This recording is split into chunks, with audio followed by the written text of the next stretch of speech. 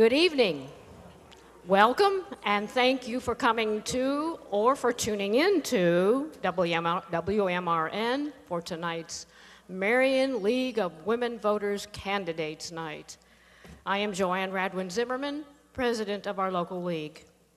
We invite you, all of you here tonight, to participate in a long-standing, great tradition of our American democracy, the political debate.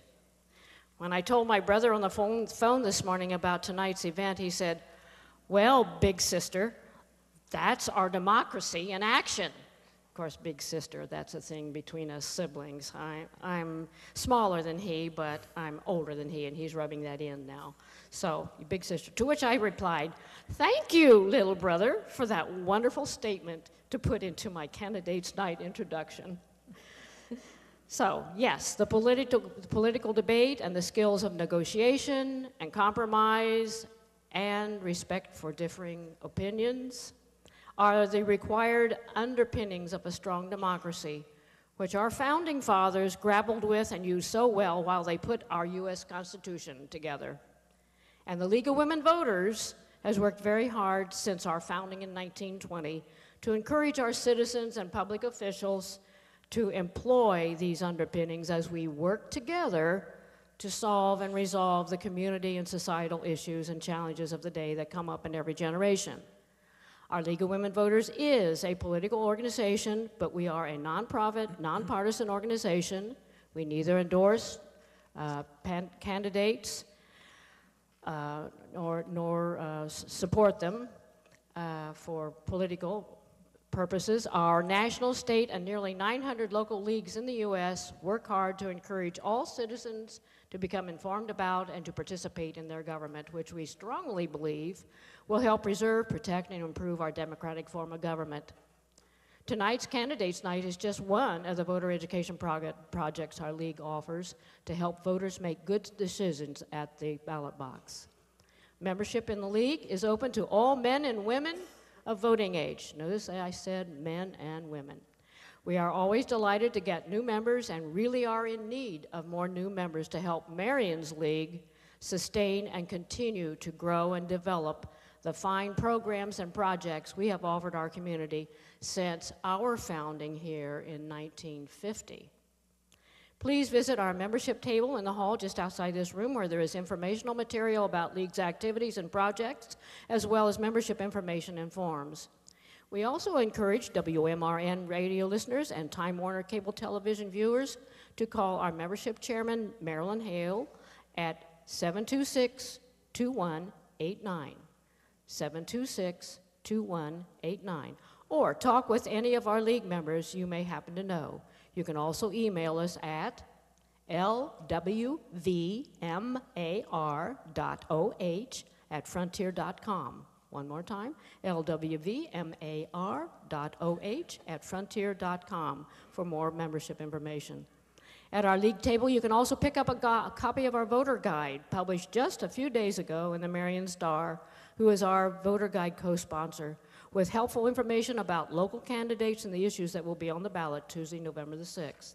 The voter guide contains a convenient sample ballot you can use to check your choices and then bring it with you to refer to at the ballot box. Voter guides are also available at the Marion Public Library at various locations around town and distributed to all of our area high schools. Now for some thank yous. We are so very grateful to River Valley High School for being our location for the Candidates Night this year. This is a new venue for us, and hopefully you will enjoy being able to see all the candidates in this type of seating, which is a request of so many of you. All right, WMRN for broadcasting tonight's Candidates Night and for extending tonight's debate for an additional half hour to accommodate the larger number, 22, of contested candidates this year. We've had as many as 21, but I think 22 is a record now. We're grateful for WMRN Scott Shawver, the moderator for tonight's debate, who you will meet in a few minutes. The Marion Star for co-sponsorship and publication of League's voter guide and for the extensive coverage of tonight's Candidates Night. We're grateful for Harding High School's telecom videotaping camera crew and their teacher, John Mullins, who also manages the Time Warner Cable TV Channel 18 Community Access Channel. Time Warner Cable and we're grateful to Time Warner Cable for telecasting tonight's Candidates Night during the week before the November 6th election day on Channel 18. We are also grateful to, and you were enjoying this out there in the lobby, Marion City County Retired Teachers Association, who have sponsored our refreshments, and they're organized and served by two of our retired teachers, Janice Dodds and Charles Chrysler, and with a little reminder that here the refreshments are to stay outside of this auditorium, this lovely auditorium. We invite you to visit our election campaign literature table out in the lobby. All candidates and their representatives, as well as representatives of ballot issues, have been invited to place literature at designated places on the table, and they can be available to speak to you informally on a one-to-one basis with audience members before and after the debate event also.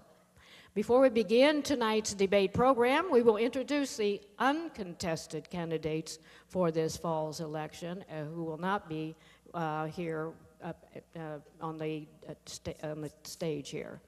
Our uncontested candidates here tonight, please stand, turn around, and wave to the audience as we call your name. Marion County Prosecutor Brent Yeager. Okay.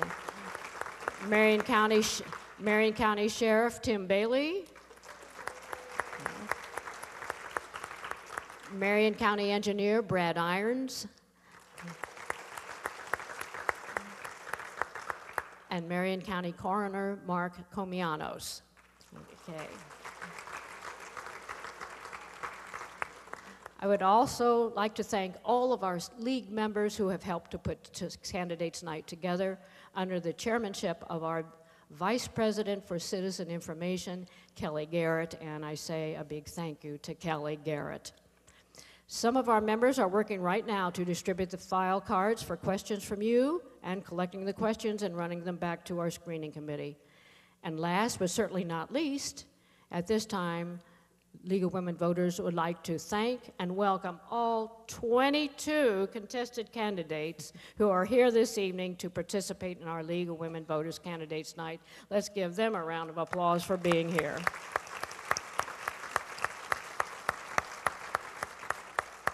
So, enough said, as they say, and we will meet our candidates now as I turn the program over to and introduce WMRN's Scott Shawver, our Candidates Night moderator. Thank you, Scott. Mm-hmm.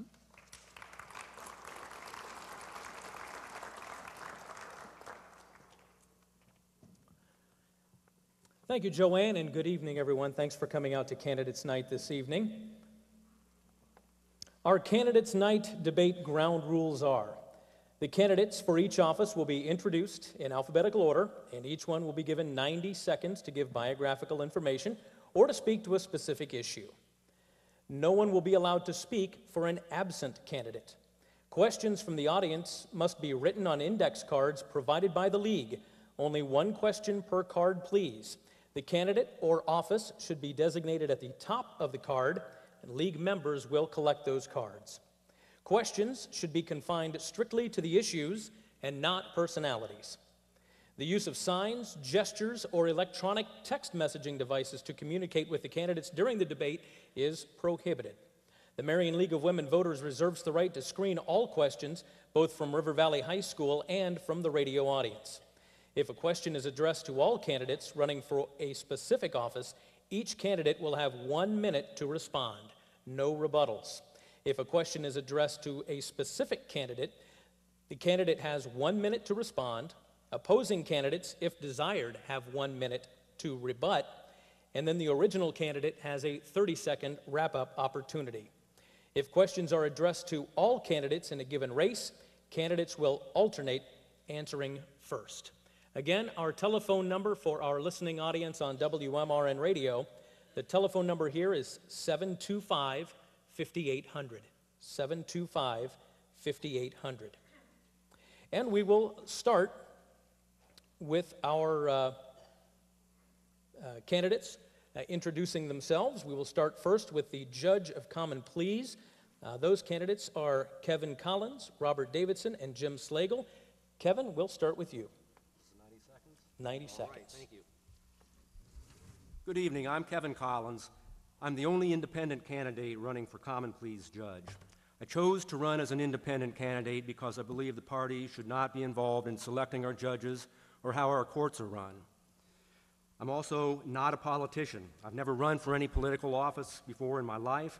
For the past 27 years, I've been practicing law here in Marion, representing individuals and businesses, going to court for them. I've handled civil cases as well as criminal cases. I've handled trials and appeals.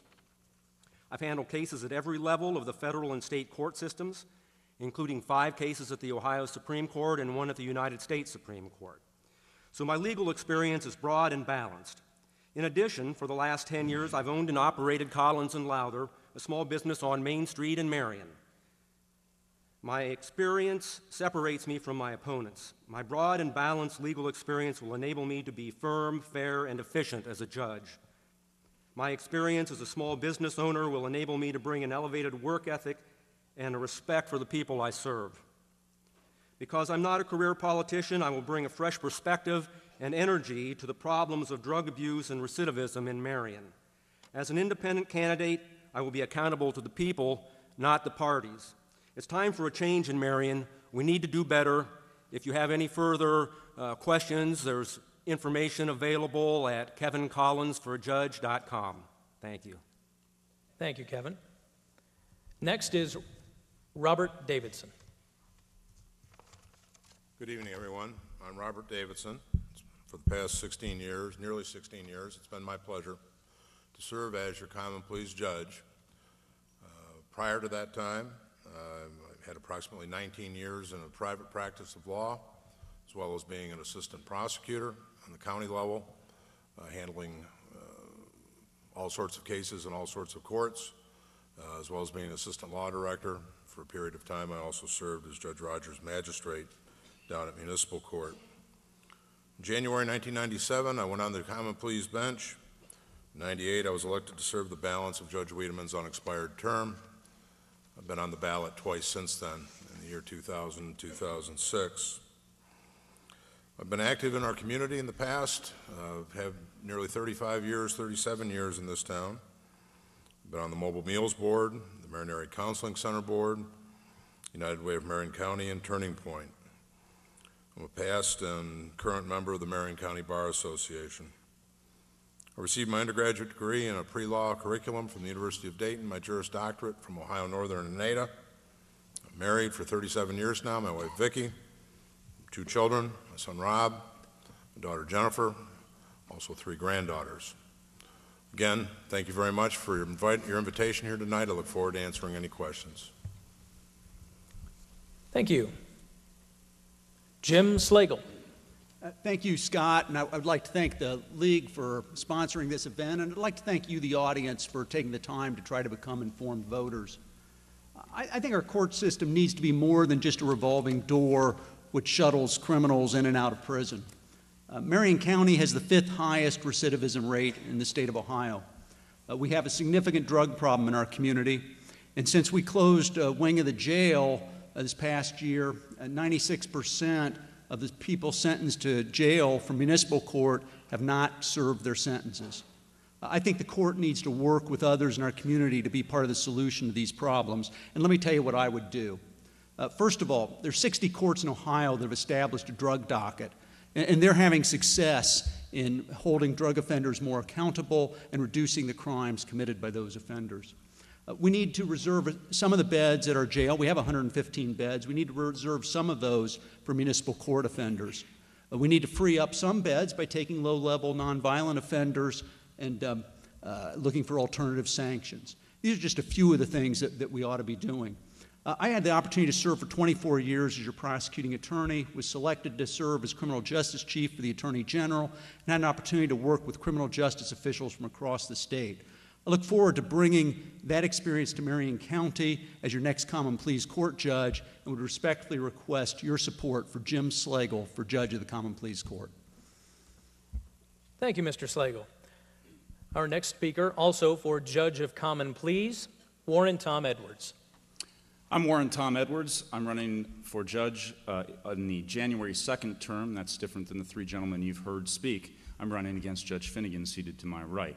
I'm a Harding graduate, a Capital University graduate, and an Ohio State Law graduate. I live here in Caledonia. My kids are River Valley Vikings. I'm running because I'm concerned about crime in Marion. We have a recidivism problem here, a repeat offender problem, and a drug problem. Recently my opponent was interviewed and indicated that he didn't see light at the end of the tunnel for Marion's drug problem. I do. I've been a prosecutor for over a decade, handling all sorts of cases, felonies like murder, arson, drug dealing, but also domestic, juvenile, and civil matters. I can make a difference in our crime rates and in the drug problem in Marion, and I believe we need a judge who thinks that way. Our prosecutor's unopposed. Our sheriff's unopposed. The only place that you as voters can make a difference in our criminal justice system now is at the courthouse, and that's why we need change. I've got big city experience, but small town values. I'm not a good old boy from this court, and I'll bring change. I also am not trying to double dip as my opponent is. He's trying to retire, collect his pension, and his paycheck, and I don't believe that that's fair or right, and I would ask you to vote him out. You can learn more at edwardsforjudge.org. Thank you. Thank you, Mr. Edwards. Up next, William Finnegan. I am Judge William Finnegan, and I'd like to thank the Marion League of Women Voters for inviting me here tonight. I grew up in Marion and graduated from Marion Catholic High School. I then attended the University of Dayton, where I graduated with great honors, then attended and graduated from the Ohio State University Law School. After graduating from law school, I returned to Marion and began private law practice. I also became assistant law director for the city of Marion. Then I became an assistant Marion County prosecutor. In 1989, I became judge of the Marion Municipal Court, fairly and efficiently handling one of the heaviest single-judge court caseloads in Ohio. I handled more than 100,000 cases while at the municipal court.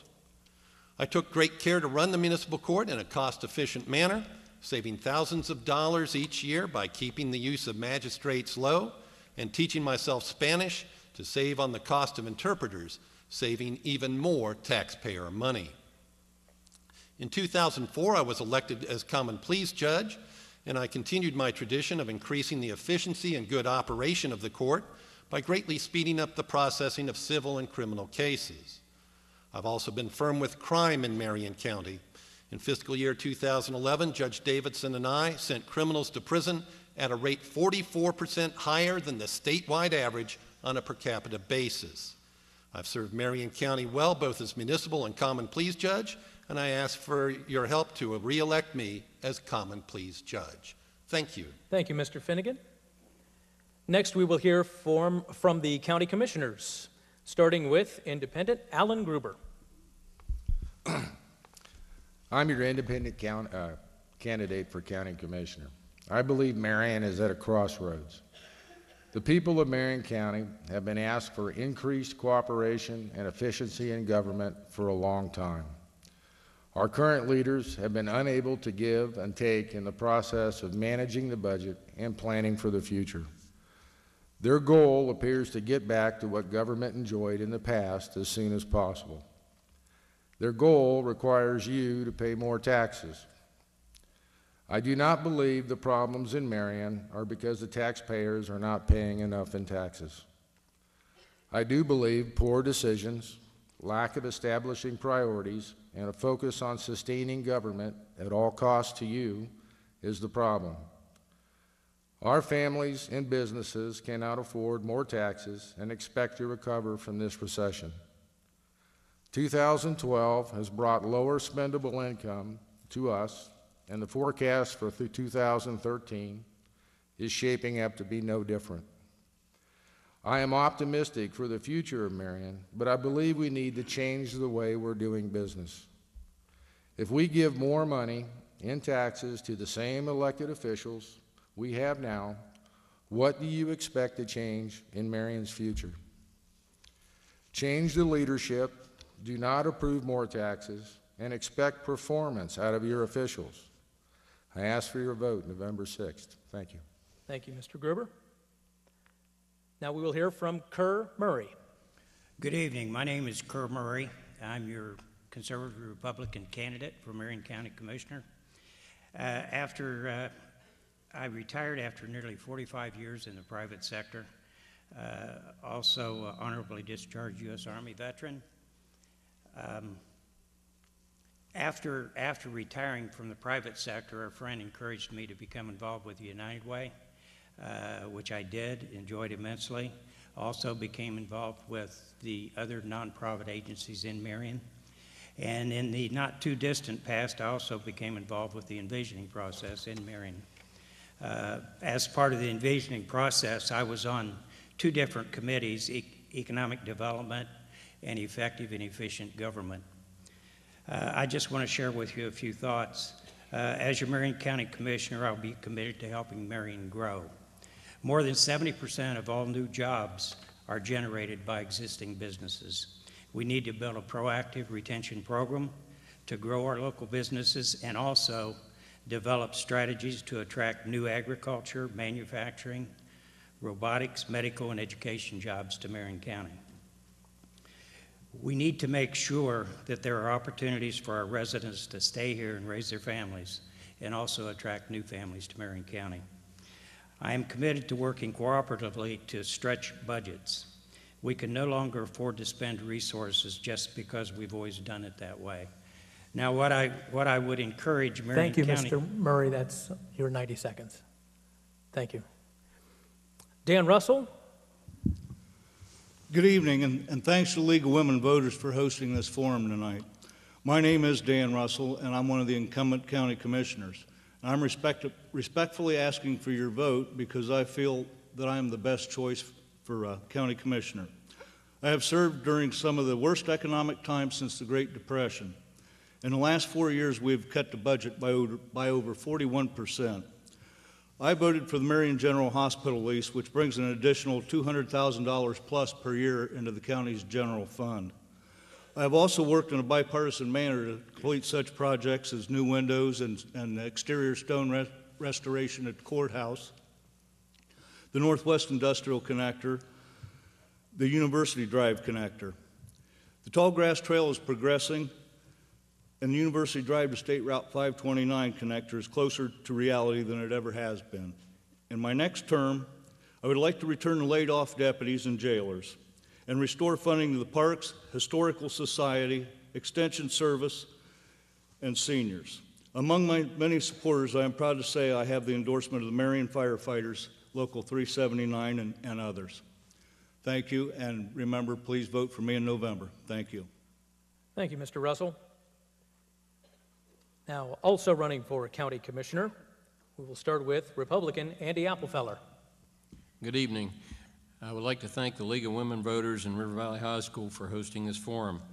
It has been an honor to serve as your county commissioner. I believe my budgetary experience and understanding of how government works gives me the necessary background for this position. I am a military veteran and a 26-year retired state trooper. I've also been involved with farming all of my life. I'm currently a farmer. Most importantly, I love this community and I truly care about all of you and your families. People are very important to me, most of all the youth and our seniors. I am very concerned about the drug problems within our neighborhoods and others around the country. We need to fully support law enforcement, treatment programs, and safety services. All of us here tonight are committed to bringing business and jobs to Marion County. The best way we can do that is keep our community safe and support the businesses that we already have here. We have new infrastructure in place. As the economy continues to improve, we need to keep making Marion County the kind of place that would draw in new residents, students, and businesses. I have always been able to get along well with other people as a calm leader and good listener. I am here to work with all of you. I would appreciate your vote so that together we can continue to moving Marion County forward. Thank you very much. Thank you, Mr. Applefeller.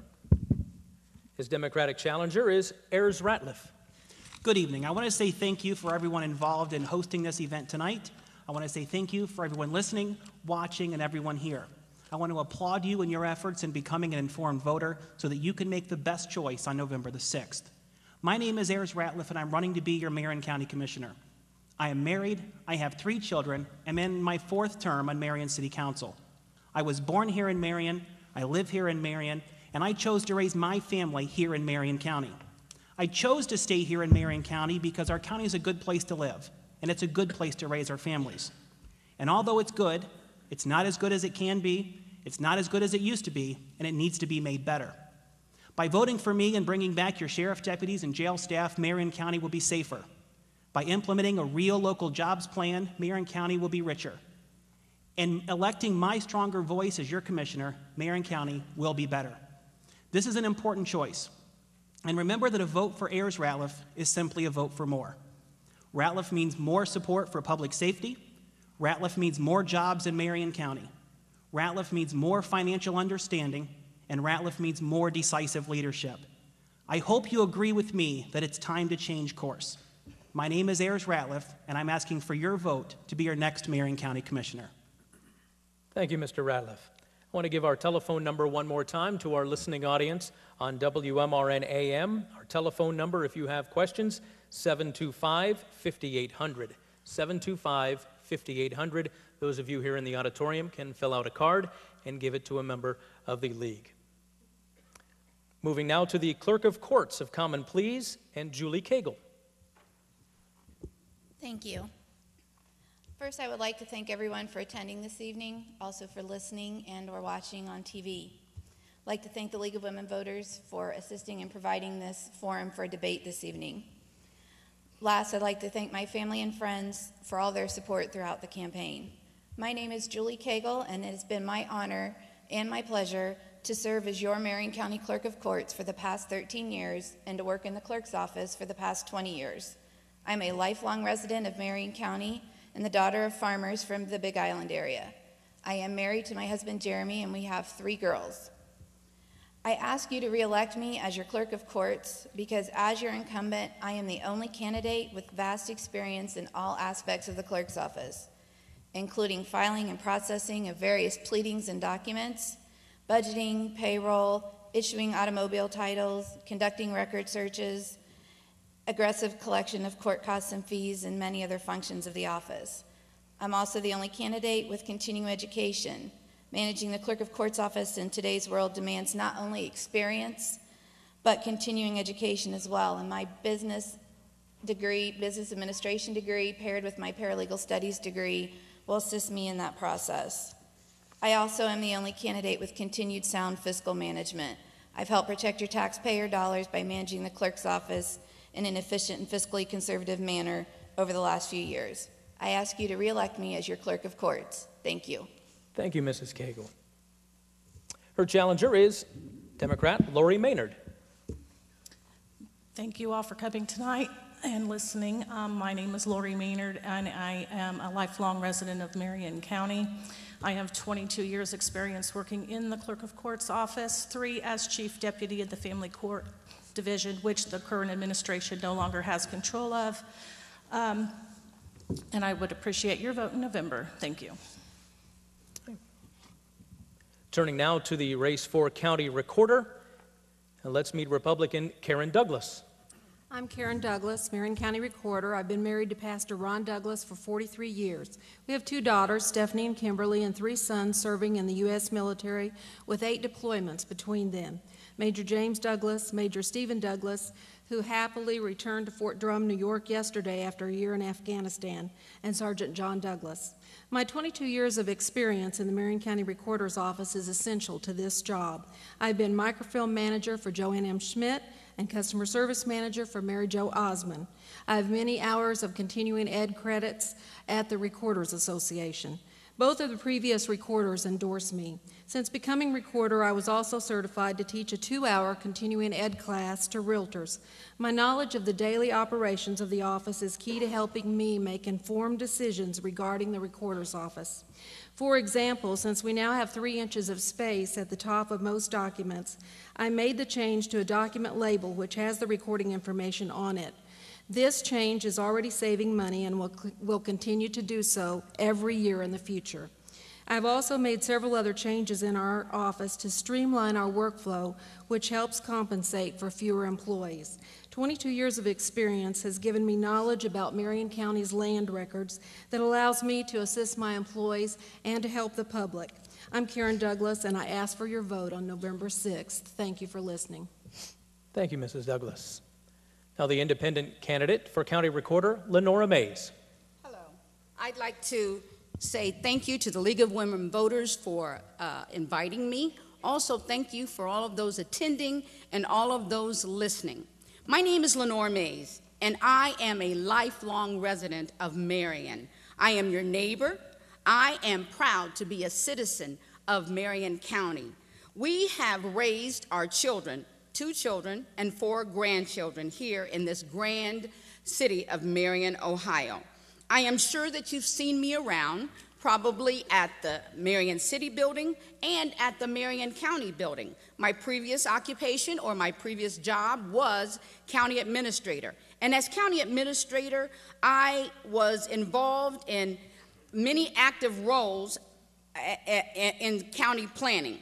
I know that records are important to you because they are important to me. In discussing with some of the users in the past years, they were concerned about that the office being not user-friendly. They have said that they would like for this office to be more technological advanced. And so one of the things that I am asking you to do is to vote me as Marion County Recorder. And if you vote me as Marion County Recorder, I promise to keep your records safe. I promise that if you vote for me as Marion County Recorder, that I will run that office cost efficient. Thank you, Mrs. Mays. That's your 90 seconds. Now we'll meet the candidates for Marion County Treasurer, Jan Draper. Good evening. I am Jan Draper, Marion County Treasurer. I am a lifelong resident of Marion, and I'm the daughter of the late Common Pleas Court Judge Robert A. Kelly. I'm married, and we have 2 children and 5 grandchildren. I have a total of combined years of experience of 24 years experience in the County Treasurer's Office. I began in 1988 as a real estate tax payment poster and delinquent account collector. In 1991, I became head of the real estate department and backup person for the chief deputy. In 2002, I became the chief deputy and held that position until elected treasurer in 2008. I have knowledge and experience of all the daily aspects of the operations of the office. As a full-time treasurer, I have safeguarded and invested your tax dollars wisely. I had a user-friendly website put into place and have implemented payment of taxes online to begin with a first-half collection in 2013 at no cost to the county. I have been endorsed again by former United States Treasurer Mary Ellen Withrow and former county treasurers Tom Shesky and Michelle Pearson. I am seeking re-election because I enjoy working with the citizens of Marion County and providing efficient and helpful service. And I am asking for your vote on November 6th for me, Jan Draper, for Marion County Treasurer. Thank you. Thank you, Jan. Her opponent is Republican Tom Oyster. Thank you. My name is Tom Oyster, and I'm running to become your next Marion County Treasurer. I ask you for your vote on November 6th. After high school, I did not immediately pursue a career in college. Instead, I enlisted in the United States Army, where I became a Special Operations Sergeant, and I served 2 tours in Iraq in 2003 and 2004. After getting out of the Army, coming home from Iraq, I decided that Marion was a place where I wanted to set down my roots and where I wanted to raise my family. My family is important to me, and this community has the values that I want instilled in my family. I chose to bring my business here, to start my business here.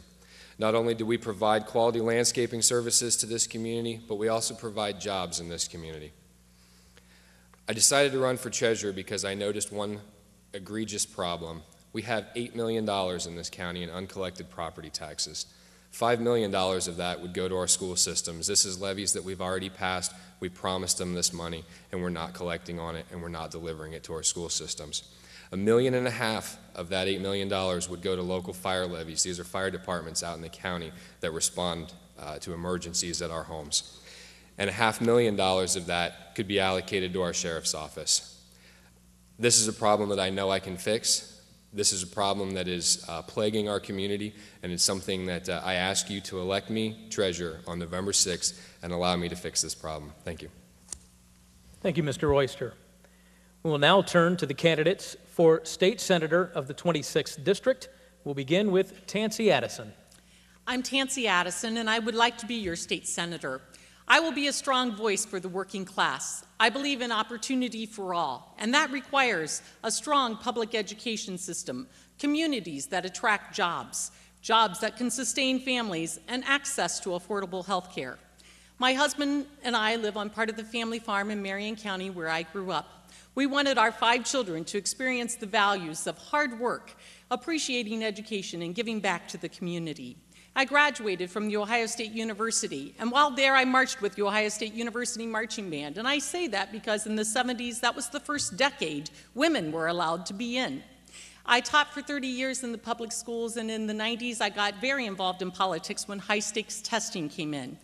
I have worked with Central Ohio Education Association ever since, advocating for public education.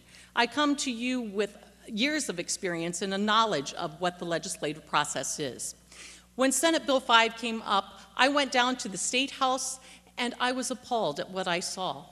It was a cold February day, and outside stood our police officers, our firefighters, the public workers of Ohio, trying to be heard, but the doors were locked. It was obvious that our state elected officials voted for politics and not for the people, because 70% of this district voted to repeal Senate Bill 5. I'm Tansy Addison, and I would appreciate your vote. I will be a voice for the people. Thank you. Thank you, Mrs. Addison. And now we will hear from Dave Burke. Well, thank you very much, and I'd like to thank the League of Women Voters for hosting us this evening, as well as River Valley and those who have joined us live and on the radio and TV. I am Dave Burke. I'm originally from Marion. I grew up here, attended St. Mary's Marion Catholic, went to pharmacy school at Ohio Northern, and graduated with an MBA from Capital University. My wife is Donna. We've been married for over 21 years and have 2 wonderful children, Adam, who is 9, and Alexandra, who is 14. In 1997, we opened up a business on the side of an abandoned gas station in Marysville, Ohio. We called it Dave's Pharmacy, and we've been in business ever since. We employ about 12 people and service our community. And that's kind of the call to my public service. I want my children to have the same opportunity that I've had here in our great state. As your state senator, we've delivered on a lot of promises. We are starting to see rays of hope in Ohio. We've balanced an $8 billion budget shortfall without raising taxes. As a matter of fact, we've lowered your state income tax and eliminated the estate tax so that family farms and small businesses can pass on to the next generation. On a personal level, I've had success battling the drug problem here in Ohio. I sponsored and authored a bill called House Bill 93, better known as the Pill Mill Bill, an epidemic and scourge on our state and communities that was killing 4 Ohioans a day. Additionally, I sponsored and wrote legislation that made K2 spice and bath salts illegal in the state of Ohio. I look forward to your support this coming November. Thank you. Thank you, Mr. Burke. Next, we will meet the candidates for the 86th District State Representative, beginning with Cheryl Johncox. Hello, my name is Cheryl Johncox, and I'm a longtime resident of Richwood, Ohio. I'm also a proud Buckeye, and I received a degree in Natural Resources and Agricultural Policy. For the last 7 years, I've been interpreting and translating legislation to understand its impact on people and our resources on the ground. During that time, I've seen the state strip our local control and our ability to decide what's best for us and our communities. I worked very hard to help overturn Senate Bill 5, and I attended a town hall meeting held by Union County Commissioners, and they told us what this budget was going to do to our local communities. We've seen that in Marion. We've seen our police, our firefighters, our sheriffs laid off. We've seen our fire halls closed. I want to work hard to bring jobs to this community, but what company is going to locate a corporation in a community that's not safe? If I'm your next state representative, I will work hard to bring back local control, to support our local governments by restoring local government funds, and to support public education because all children deserve a good education. I will oppose forced consolidation of our local governments, and I will not be afraid to vote no on legislation that hurts members of this community, whether they're introduced by Republicans or Democrats. My name is Cheryl John Cox, and I would appreciate your vote. Thank you. Next, we will meet her challenger, Dorothy Polanda. Good evening. It's a pleasure to be here with you tonight. I'm State Representative Dorothy Polanda, and I'm proud to say that I've lived in this district all my life, serving people first as a lawyer for 30 years and then as a representative at the state. It has been an exciting year in the 129th General Assembly. We've introduced over 600 bills which were aimed primarily at workforce development, reducing taxes, and eliminating burdensome bureaucracy. Our focus has been and will continue to be jobs and job creation in Marion and other parts of the state. Our goal is to bring back Ohio to be a hub of economic growth and activity so my children and my children's children will continue to live in Ohio, to raise their children here, and to have thriving businesses. I'm proud to have served and serve on several interesting and challenging committees, including agriculture and health and aging. This summer, I was selected to serve on the state subcommittee on retirement and pensions, and with bipartisan support, those bills were recently signed into law by the governor. We return to the House in November for another exciting 2 months, and I look forward to working with you to understand your concerns and to represent you there at the House. Thank you. Next, we will meet the candidates for State Representative, 87th District, beginning with Jeffrey Lahart. My name is Jeffrey Lahart, and I'm running for State Representative for the 87th District. I've been married to my wife, Angela, for over 20 years. We have 2 daughters, Ariel, who's 20, and Ireland, who's 15. I'm currently president of Habitat for Humanity for Crawford County, something I hold very dear. I work in the automotive industry as a quality specialist. I also have been a production worker and a maintenance worker in previous jobs. I'm currently earning my master's degree in business from Ashford University that I'll complete in February of 2013.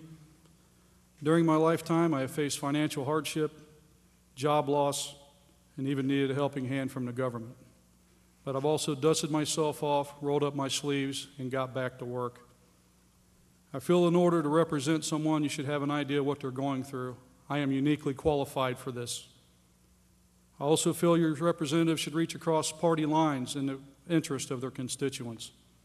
I carry 14 endorsements, including teachers, firemen, laborers, electrical workers, transportation workers, engineers, civil service workers, and the AFL-CIO, because I am dedicated to the middle class and the working class people like myself. I'm also proud to say I'm backed by the Ohio Pro-Life Action as a pro-life candidate, and I also received an AQ rating from the National Rifle Association. My name is Jeffrey Lahart, and I need your vote on November 6th. Thank you, Mr. Lahart. And finally, we'll hear from Jeff McLean. Thank you, Scott. My name is Jeff McLean, and I've been honored to serve you as your state representative for the last 4 years. I am a Wyandotte County native, and my wife Barb and I have been married for 32 years. My son Reardon and his wife Sarah have given us our first granddaughter, Nora. My oldest daughter Mallory and her husband Chad have given us 2 granddaughters, Macaria and Fiona. That is not only my favorite job, I think it's the one I was born for. My youngest daughter, Mackenzie, is a sophomore at The Ohio State University. As an incumbent, anytime there's an incumbent in the race, I think there are 3 questions you need to ask. Have they done what they said they were going to do? Were they straight and honest with you? And had they been effective? Well, the folks, a lot of you in the room know me well. I have said from the beginning that we needed to control government spending. We needed to take care of our frailest citizens. We have done that. All the folks in aging, mental health, the children, Medicaid, all the issues have said that we have done very well with that. We've protected them. But we've also had to make tough decisions. We've had to be the parent in the room. You also have known me for 4 years. I've been very straight with you. I make myself accessible. And have I been effective? Well, I have about 20 endorsements, including the Ohio Right to Life, the National Rifle Association, and a number of others. But the most important one is Speaker Batchelder. About a year ago, he named me Vice Chairman of the Finance Committee. That's by far the most powerful committee in the House, and why that's important to you is when the budget is decided, there's about 6 or 7 people in the room, your voice is heard. Thank you, and I would appreciate your vote. Thank you, Mr. McLean. Now it's time to begin with our questions. Once again, if you have a question in the audience, you can get a card from any of the league members. Please write your questions down and hand it back to our league members in the audience and walking up and down the aisles. If you have a question at home and you're listening to the radio, you may call your questions in at 725-5800. Again, 725-5800. And we will begin with a question for the county commissioners. Commissioners, we're expecting gambling money from the state. How will you spend it? We'll start with Al Gruber. 60 seconds, sir. Approximately a month and a half ago, I went to the county commissioners meeting and I requested the county commissioners earmark that money from casino funding for exactly what our deficiencies are in the county, the sheriff's department and the jail. I sat in a meeting where both the sheriff and the director of the county jail said they needed approximately $1.1 million to get both the sheriff's office and the jail back to where they needed to be. And I think the $1.1 million is the estimate that Marion County will be receiving from the casinos once all 4 casinos are up and running. Now, I anticipate that it won't be $1.1 million in 2013, but that does not mean the money can't be earmarked to start heading toward where we need to be. Kerr Murray. I believe the first payment on the casino money coming in could be used by Marion County to request a performance audit from the Auditor of State's office. Do you know that since 2007, the Auditor of State has conducted 119 audits in communities across Ohio, which resulted in recommendations of more than $193 million in annual savings? Marion County has not chosen to do this. That averages out to $1.6 million for each one of those communities that were involved. And I believe, since we don't know how much money is coming in from the casinos, and it's speculation at this point in time, that would be a good use of our dollars. Thank you. Dan Russell, you have 60 seconds. Thank you. My thought on the casino income there is we've been advised by the County Commissioners Association to approach this with much caution. Our local government funding's been cut by 50%, and it's quite possible that the governor will cut us further. Therefore, that money, my thought is put it in the general fund and use it as necessary. My top priority is to restore the sheriff's deputies and the jailers. So after that, if there's any money left over, I'd look very carefully at what use there could be. I've also mentioned the Historical Society, the Park District, the seniors, and so on. Thank you. Andy Appelfellers. Thank you. I also understand that we've been advised not to even budget these funds immediately until we find out what's going to happen in Columbus. We pretty much, as commissioners, live off a sales tax. It comes into our county. We get 1%, the state gets the rest. We've lost $3.5 million in revenue since 2007. Certainly, we've made cuts to safety services and the multi-county jail. Those are the first 2 priorities, to get these people back to work, get the jail up to speed, and deal with the prosecutor's office, getting them so they can serve the county better. But we may expound upon that later, but we'll put it in general fund at the present time. And 60 seconds for Ayers Ratliff. You just heard from my opponent that he has received money from the casinos and has elected to do nothing to it but put it in the bank. We have departments in our county that is starving for money, and they've put it in the bank. I know more about the casino money than anybody because I work for 2 of the casino companies here in the state of Ohio. It is written into our state constitution, what you voted for, that the casino money had to be used for public safety. Now, what do we have in our community that can be used for public safety? We have sheriff deputies who are laid off. We have a 911 system that is completely ridiculous, and you have a layover and you're put on hold and transferred if you're having a heart attack. So what we can do is we can use the casino money, make that the budget for our 911 system, and have a proper 911 system. Take our sheriff deputies that are currently answering phones, get them out from behind the desk, get them on the streets protecting you, and it doesn't cost you 1 cent. Right now, the money's sitting in the bank. We're going to keep getting more in, and it's sitting in the bank. Thank you, Mr. Ratliff. Our next question is for our Marion County Treasurer candidates. The question is, how will you invest the taxpayers' money you collect? 60 seconds, Jan Draper to start.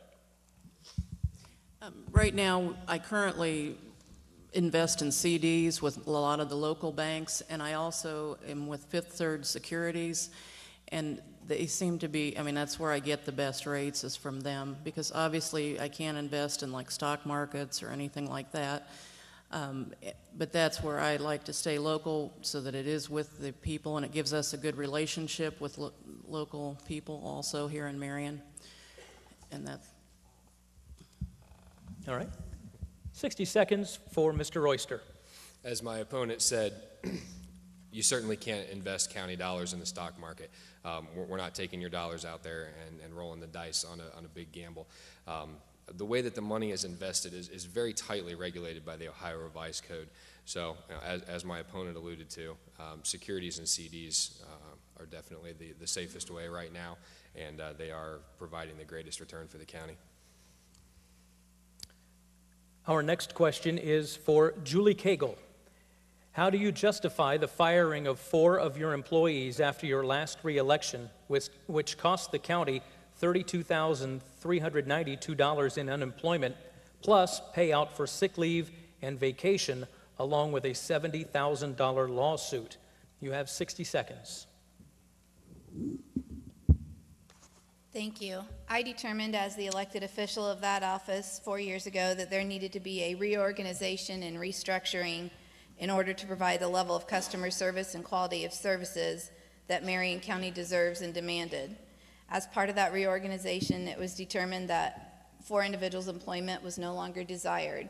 We completed that reorganization and restructuring and moved forward in a much more customer-friendly manner. Thank you. Your opponent, Lori Maynard, has 60 seconds to rebut. The supposed reorganization resulted in the family court taking back the clerk of court's family division. I don't see how that's really reorganization.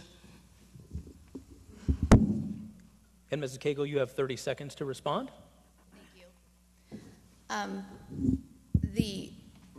The taking back of the family court clerk of court's office was in no relation to what had taken place.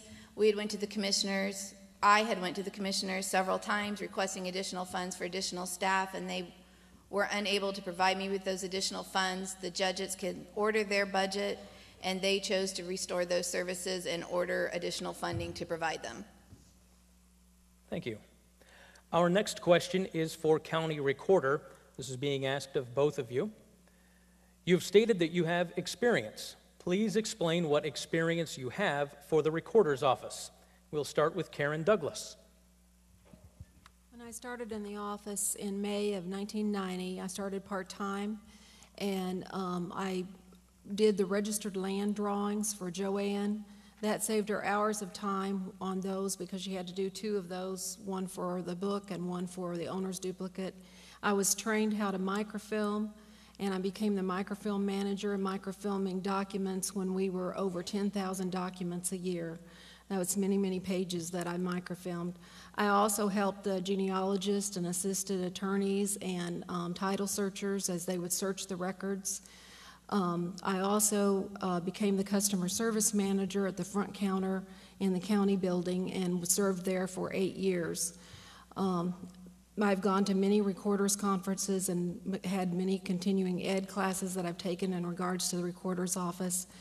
The recorder's office is extremely detailed. Every document that comes over the counter has to be indexed as to what it is and all of the names on it. This is proofread. This Thank is you, compared. Karen. That's your 60 seconds. Lenora Mays, you have 60 seconds. I've had experience in accounting, in budgeting, in real estate, and as county administrator, I also acted as the person who was involved or did the budget for the whole entire county. And also, it takes good managerial skills, and as a leader in the county, I was a good manager, and I think that's a good thing to have. Thank you. Our next question will be for the state senator race in the 26th district for Tansy Addison and Dave Burke. How do you differ from your opponent on funding for public education? We'll start with Tansy Addison. I am a very strong believer in the public education system, that every child, no matter where they were born in a socioeconomic class, what color of skin, or what challenges life has brought them, we need to give them a thorough and efficient education, a quality education. I believe that our public funding to our schools has taken that away, because with the cuts that the state brags they made to balance their budget, that balanced it on the backs of local governments, and K-12 school funding leaving choices of cutting programs and staff or going to the voters. With this, we have taken $800 million of the budget that was cut and given it to charter schools and expanded to vouchers without the same accountability and transparency that public education has. The $2.9 billion that were cut from our public education funding is from the tangible personal property tax that was supposed to be held harmless. Thank you, Mrs. Addison. Dave Burke, 60 seconds. Sure, thank you for the question. I would say there's probably a pretty big difference. I'm happy to say that your state-level government has improved funding to education. The cuts that are being spoken of result from the stimulus, over $900 million given to the state in education that was never returned or refunded after a one-time drop. The state was able to plug some of this hole, but of course we couldn't come up with the full billion. I also believe that parents make the best choices for their children, not bureaucrats down in Columbus. Anytime we put parents and children in the middle of the equation, rather than bureaucrats, we'll receive good outcomes. Our next question is for the Judge of Common Pleas, specifically for Kevin Collins, Robert Davidson, and Jim Slagle. It's been reported that Marion County has a high recidivism rate. Why does Marion County have a high recidivism rate, and what would you do about it? We'll start with Kevin Collins. You know, the recidivism rate is high, and it's because of a lot of reasons that stem from our community. The court can do things to help, but the court is not going to solve the recidivism rate. There are things that can be done in terms of better utilization of the resources here, probation, perhaps a drug court would help, but really the recidivism rate is a part of our community, and our community has to be the source of the solution for that. All right. Robert Davidson, 60 seconds. 5 things that we've done at the Common Pleas Court that I want to mention to you. First, Judge Fergali and I co-chaired a committee to seek a reentry grant for people coming back from the prisons. A useful tool thus far. Number 2, I've taken the legislature at their word that they want to see increased use of the intervention in lieu statute. Number 3, we've increased the use of CBCFs, halfway houses, trying to get people with drug problems, decent drug programs. 4, there's the OVI, felony OVI, specialized docket that was been instituted. Happy to say there's only been, out of 40 people in that docket, there's only been 1 repeat offender, which is something that's going to go a long ways towards helping the recidivism rate. Finally, it's the mental health docket, specialized docket that we've instituted. That's not quite been as successful, I think, mainly because of the type of people we're dealing with. Thank you. And 60 seconds for Jim Slagle. Sure. The CBCFs, that's by state law. That's not something the court's done. The OVI docket, actually, when I was prosecuting attorney, I found out about the chance to get a grant, went to Bob Davidson and set that up and hooked him up with the Supreme Court and the Department of Public Safety so we could get that started. 60 courts in Ohio have a drug court. We should have that here in Marion County. It provides closer supervision for those drug offenders. We have in Common Pleas Court 800 offenders on felony probation. How good a job the court does in supervising those people does affect our recidivism rate. One thing I've done as a private citizen, I've worked with Marion Matters on trying to expand employment opportunities for ex-offenders, right? The number one thing that helps us on keeping ex-offenders out of trouble is if we can get them into the workplace and get them employed. They have a very difficult job. We're working with individual employers to open the doors so they can at least consider ex-offenders. So there's a number of things we can do if the court will take more of a leadership role on that. Thank you, Mr. Slagle. Our next question is for all of the judges, so we'll just continue down the line. How would you handle harassment in your workplace? We'll start with Warren Tom Edwards. Harassment would not be tolerated. An allegation of any sort of, especially sexual harassment, would be a violation of Ohio law, and I would encourage anyone who was harassed to file a complaint, and the complaint would be investigated, and the offender would be properly punished up to and including termination. Thank you. William Finnegan. Harassment would not be tolerated in such a situation. We make sure that all the harassment statutes would be complied with if that situation arose. We would thoroughly investigate the problem, and we would make the appropriate solution. It's important that all employees at the court work in a harassment-free atmosphere. Thank you. Kevin Collins. I think first you got to look at what sort of harassment we would be talking about. There's different forms, and some are certainly more severe than others. But I think it's important, and I've learned this in private practice. The first thing you do is you talk to the people. You talk to the victim. You talk to the alleged perpetrator of this, and determine what is the best way to proceed with it. A lot of things can be dealt with on a personal level, and some things require a more formal response. I think that is the best way to deal with it, but it's not tolerable in any way. Robert Davidson. Certainly not tolerable. There is a handbook for Marion County employees that outlines a procedure for someone to go through if they feel they've been the subject of some sort of harassment. I agree with Kevin, a lot depends on the type of situation that you've got. Different things may be handled in different fashions. Strict adherence to the policy laid down by the commissioners in the handbook is probably the best way we can handle the thing. All right. Jim Slagle. Yeah, I mean, I think we all agree that harassment's not something we can tolerate. I think one of the differences is, I've actually had experience dealing with that issue when I was prosecuting attorney. We were the attorney for all the county offices, the schools, townships, et cetera. And in fact, when Bob talks about the county handbook, that was something we were involved in helping to put together and ended up advising a number of different offices when there were some harassment issues that came up, and we were able to deal with those effectively and get that stopped. Thank you. Our next question is for Judge Davidson.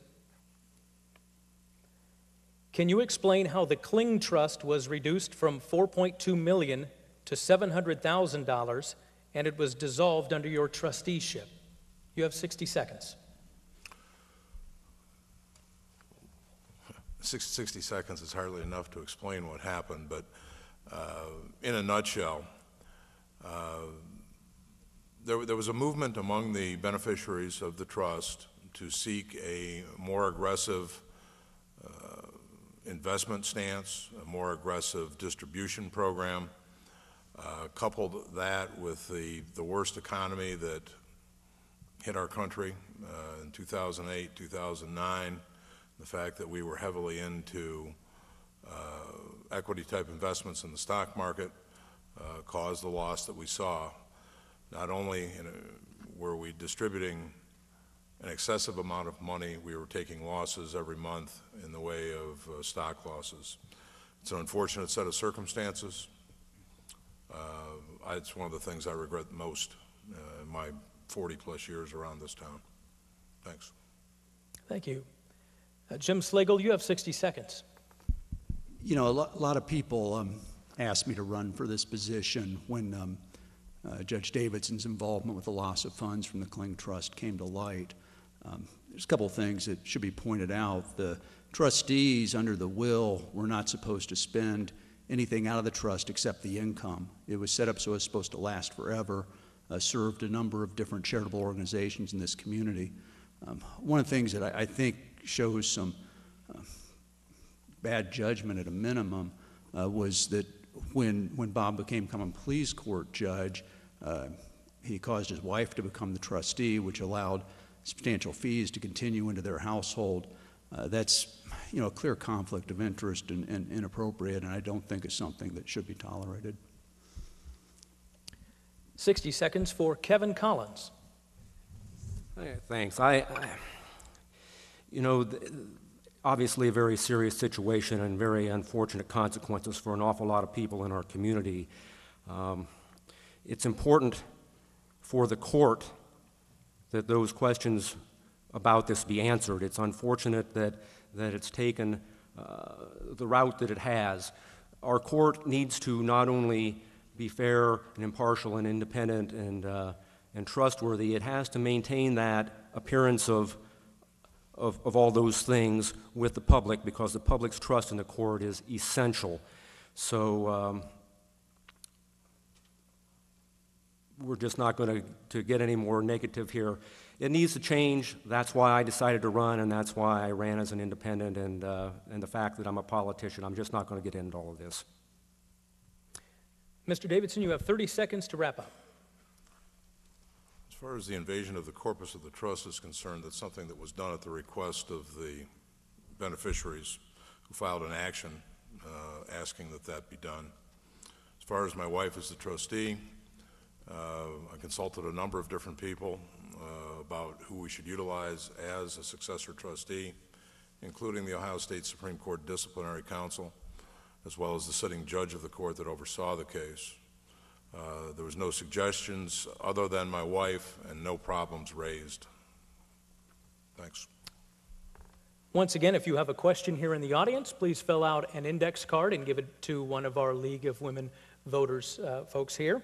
Or if you are listening on the radio, you may call in your questions at 740-725-5800. 740-725-5800. Our next question is for Commissioner Applefeller. Your service to Marion has been long and honorable. What is your idea of the Marion of tomorrow, and how will you accomplish those ideas in a timely and effective manner? You have 60 seconds. Okay, it's been very important. When I was first elected, we started with infrastructure within the county. There was a plan. As you can see now, we've got University Drive. We have the new bypass. We started in 2001 on the extension of University Drive through SU over to Marion Edison. Will continue. Looks like that's probably going to start the end of next year, sometime next year. That is pretty much a done deal. So I think we're pretty limited with our budget at the moment, but when things turn around, we have a lot of plans for the future, is getting our people back to work and I guess building our infrastructure within the county. So. All right, your opponent, Ayers Ratliff, has 60 seconds to respond. You know, I don't know what his vision is for the future. I know what he's done, and I know he's been in office for 12 years. Now, I looked at this, and I don't think that, you know, basically what he's done, that he could want to do anything in the next 4 that he hasn't had time to do in the last 12. He's the last commissioner standing that closed your county nursing home, East Lawn Manor. Under his watch, we have laid off a bunch of our safety forces. Under his watch, we have spent all of our carryover. Under his watch, we've watched our county dwindle down to where he has now had to come and ask you for a tax increase to balance a budget that he's never been able to balance. That's not what you're going to get with Commissioner Ayers-Ratliff. We're going to get much better leadership. We're going to get more decisive leadership, and we're going to have a better county 4 years from now when I'm elected. Mr. Applefellow, you have 30 seconds to rebut. First of all, since 2004, our budget last year was the lowest it's been since 2004. Now, you can talk about what you're going to do, but you can't do it unless you have the revenue. So there have been a lot of improvements within the county. We've kept the courthouse. I was a proponent to keep the courthouse. We had to seal the outside of it up. That was a start. As far as the county home goes, that was the reason that was closed. It cost the county $1 million in 2 years. That's your 30 seconds. Our next question is for Judge Finnegan. If reelected this year, how do you justify retiring and then accepting an additional salary and pension? You have 60 seconds. Well, to give credit to my opponent, Mr. Edwards, he has admitted that I have earned the pension. He has also admitted that what is being done is legal. What he doesn't tell you is that this decision will not cost the taxpayers a single penny extra. What he also doesn't tell you is that it doesn't harm the pension fund at all. By doing this, you still keep a judge who has a wide-ranging experience, who has consistently saved taxpayer dollars and been very efficient in operating the court. You have a judge who has wide-ranging experience as opposed to a candidate who has very narrow experience just doing criminal felony cases, which is important, but the Common Pleas General Division does a much, much wider range of cases than that, and he simply doesn't have the experience. Thank you. Warren Tom Edwards, you have 60 seconds to rebut. I don't tell you it's not going to cost you anything extra because that wouldn't be true. It will. If he had not filed his paperwork to retire, that money would remain in the pension fund and be given to others. The man's only going to live so long, and if he waited to collect the pension another 6 years, those funds would remain in. Our pension funds are losing $1 million a day. Our pension funds are being hurt by this. So, and as far as experience goes, you can get on the Secretary of State's website and pull up the requirements for running for judge, and you'll find that I have more than enough experience. He bases this off a resume that's years old. Mr. Finnegan, 30 seconds to wrap up. Well, Mr. Edwards, you gave that resume to the county prosecutor's office last year.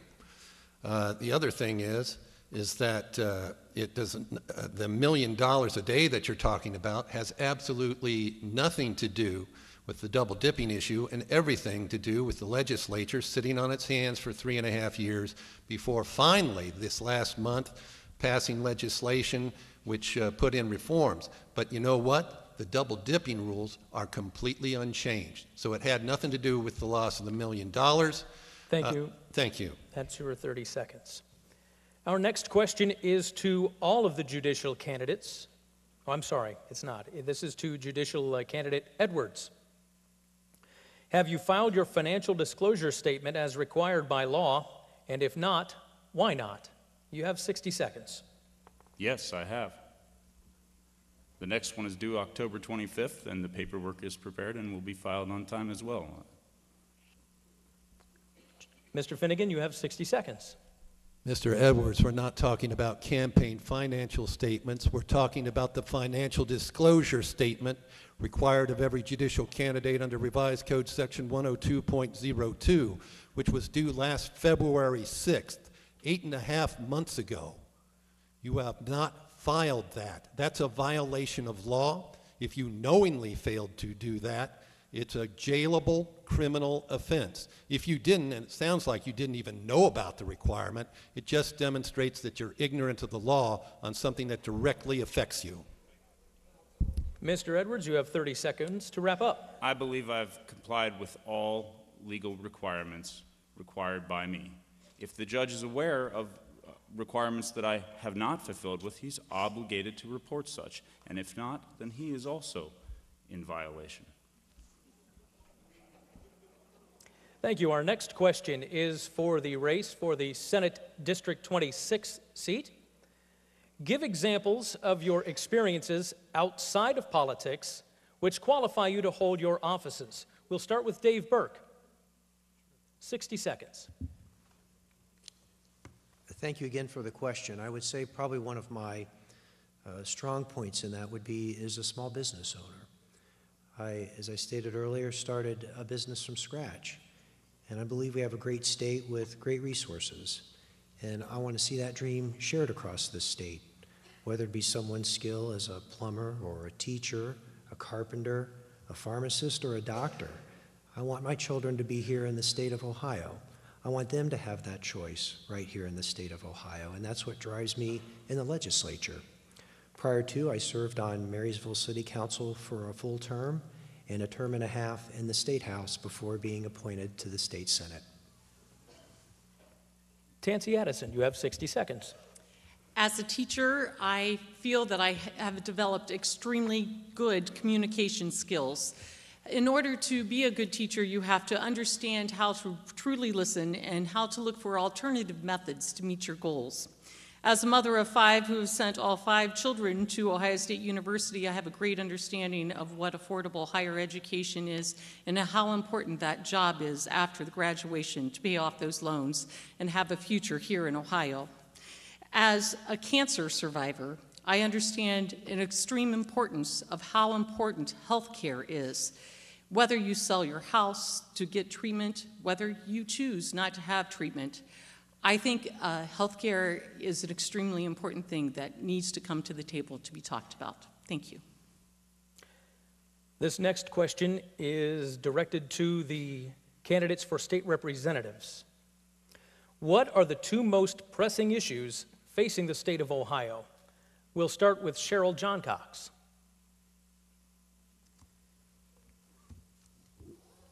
Thank you.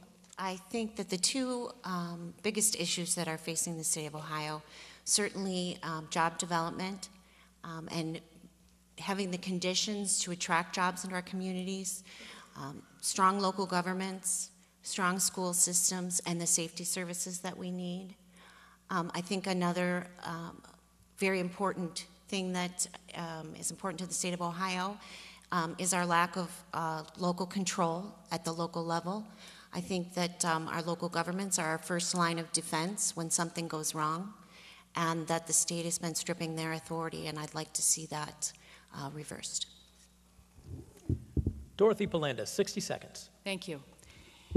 Well, as I've said before, our sole focus is on jobs and job creation for Marion and for Ohio overall. But in my work in the legislature, I've found something of concern that's very basic. We have children who are hungry. We have children who are hungry in Marion. And I began to wonder and try to find out why we have federal funding that's available to feed our children that's going unused. It's bureaucracy at its worst. Children who are hungry can't learn, and children who can't learn are going to be our problems and our burden for the future. As your legislator, I'm committed to finding out how we can feed children better so that they can learn better. Thank you. For the 87th District, Jeffrey Lehart.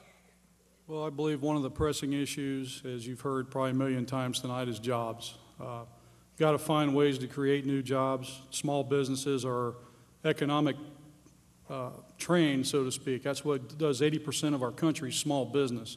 We have to find ways to create it, get funding to create it. That is the basic right that we all need as a job. My second focus is education.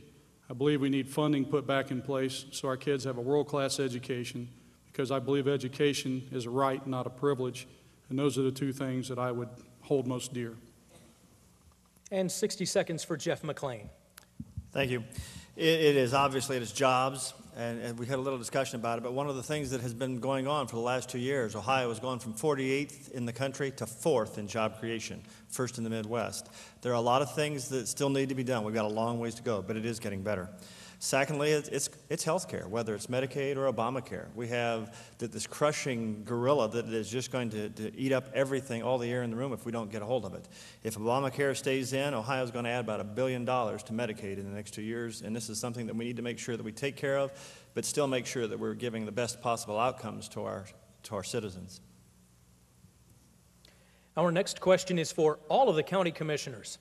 It's alleged that 30% of the people that use the senior center live in the county. Do you feel that the county should reevaluate and increase the support they give to the center?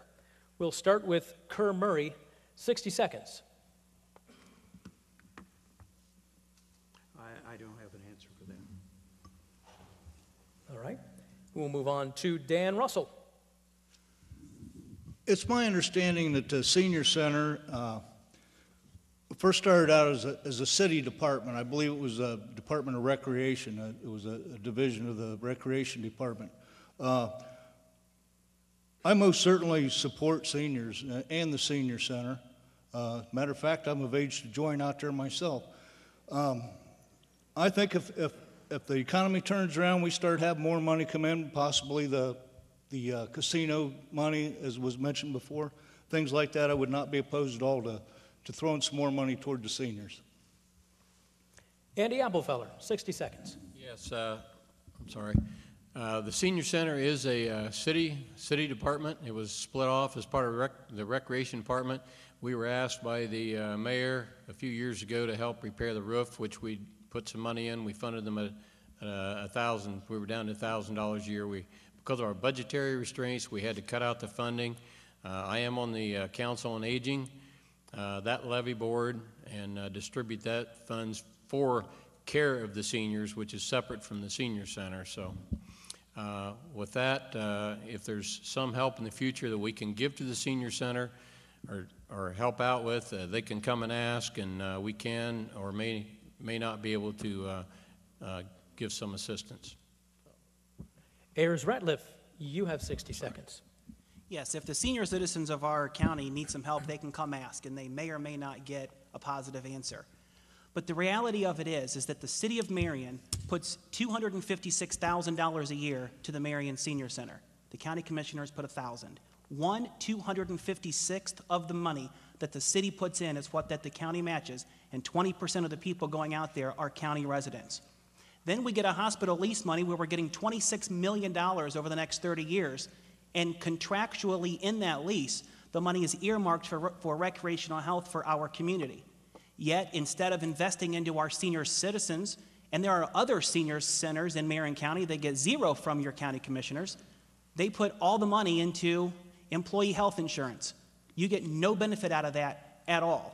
Your hospital pays rent of $26 million over the next 30 years for your benefit, and you get none. That's what you're going to get if we do not change course. Changing course, you will receive benefit. And to wrap up, 60 seconds with Al Gruber. I agree with Ayers on this issue. This has been talked about for the last 2 years, ever since the city was forced to cut the budget out to the senior center. It seems fair that the county, with the residents go out there, that the county picks up the tab for this. Now, again, we've got another issue here of how you earmark money. We've got casino money coming in. We've got the money from the lease on the pool coming in. Yet none of this money gets earmarked for any benefit to the community. It just gets absorbed into the budget. Again, we've got $1.1 million coming in for the casino money. If you take 20%, 30% of the $250,000 it takes to run the senior center, we're not talking a massive amount of money. Let us not forget that the county has already received two payments from this casino money, one for $57,000, and I believe the second one was $114,000. What I'm saying is proper management in county government is to either earmark this or let the public know where this money's going. That has not been done. Thank you, Mr. Gruber. That's your 60 seconds. Our next question is directed to all of the state representatives. What issue would you choose to change or champion, and how would you change it? We'll start with Dorothy Polanda.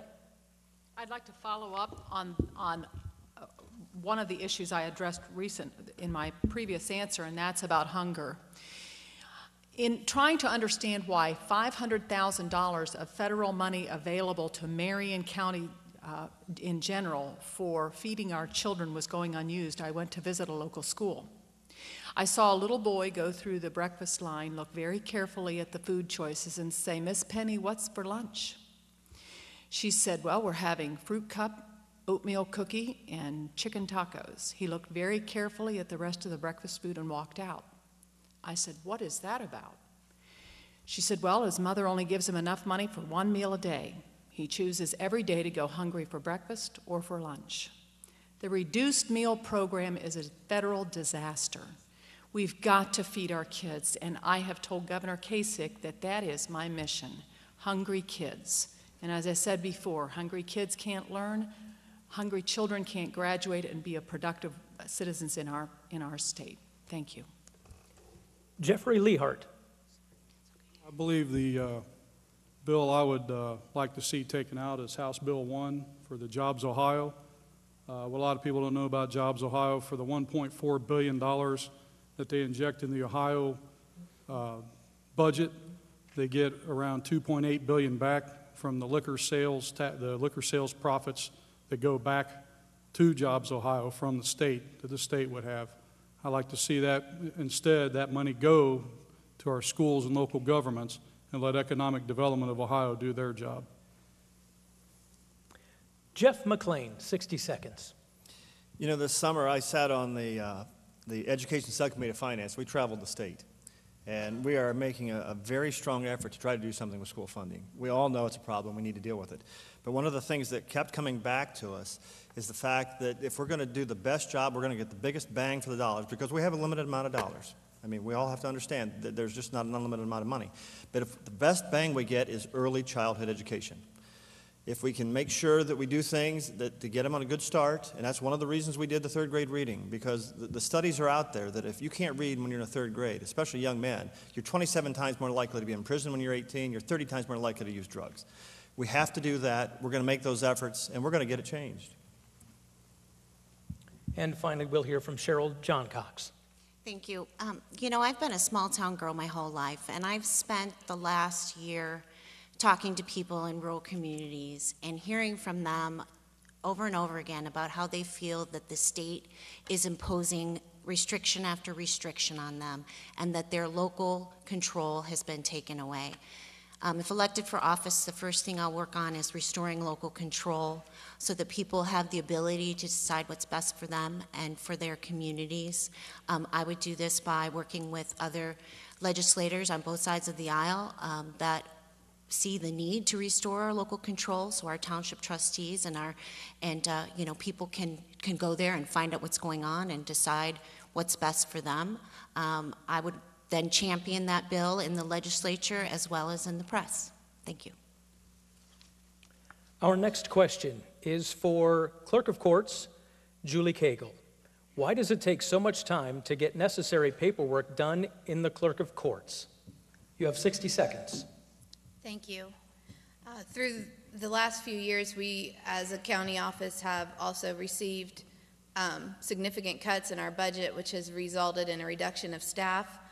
We now are having to prioritize and reorganize the way we do things.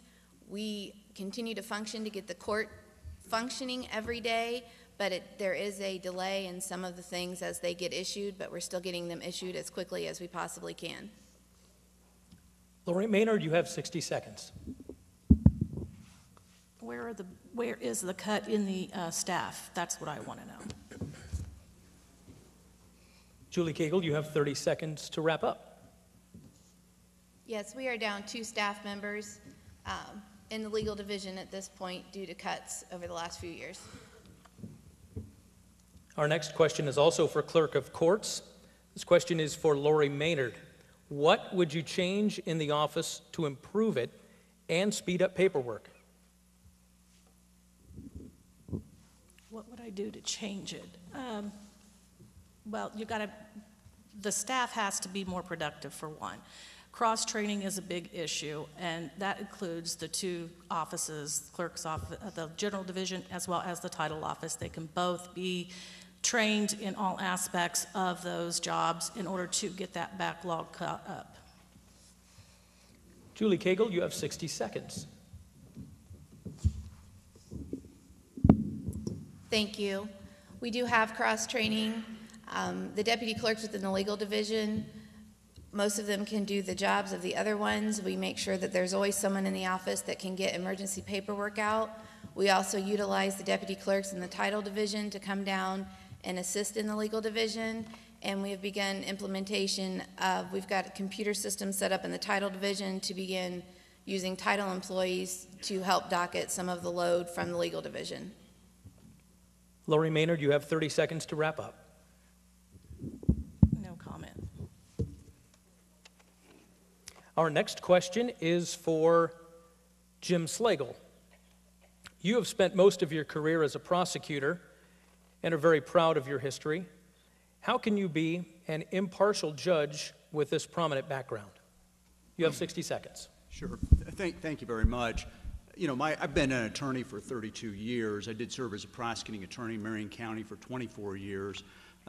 In terms of criminal cases, most of my experience has been on the prosecution side, although I have represented criminal defendants as well. One of the ethical duties that a prosecutor has that is different than other attorneys is a duty to be fair. Primary duty for private attorneys is simply to zealously represent the interests of their clients. As a prosecutor, it's our duty to be fair. If we didn't think that that a person was guilty, we didn't prosecute the case.